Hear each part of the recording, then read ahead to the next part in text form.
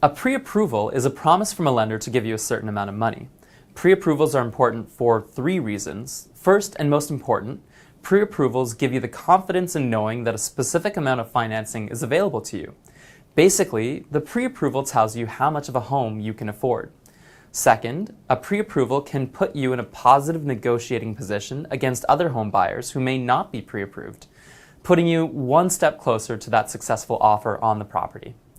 And third, a pre-approval will give you an indication on your interest rate so you can plan for future mortgage payments. The interest rate indication is your interest rate hold, which holds a ceiling interest rate for you for 120 days.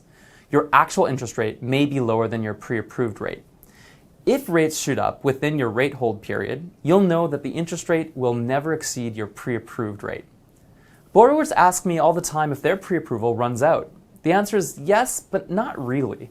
Since your mortgage pre-approval is a promise from a lender to give you a certain amount of money at a certain interest rate, as long as your specific situation of income, your debt, and your credit, and your down payment don't change, your pre-approval should be okay for the time being. The only item that changes is your ceiling interest rate, or your pre-approved rate. But we're always able to re-lock you into a new 120-day rate hold period if you think that it's required. There are 3 kinds of pre-approvals that I'd like to review. This is really important because the first and the least effective is when you talk to a mortgage professional, you tell them how much you make, and also if you have any debts, and then the mortgage professional uses their nifty calculator and says, "Great, you're pre-approved," and you're like, "Wow, that was really easy."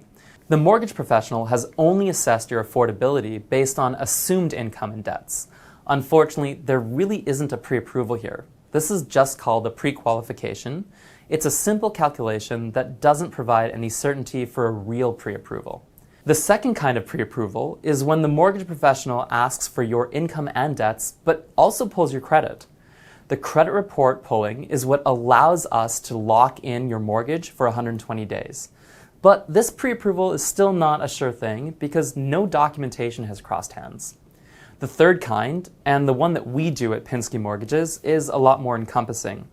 We get all of your documentation right off the bat. Sure, it's a little bit more work for you at the start, but you're going to have to give us your documentation anyways. We like having your ducks in a row at the beginning, which allows us to eliminate any unforeseen problems in your pre-approval. There are many mortgage professionals who do not provide a full pre-approval. It's because it's a lot of work.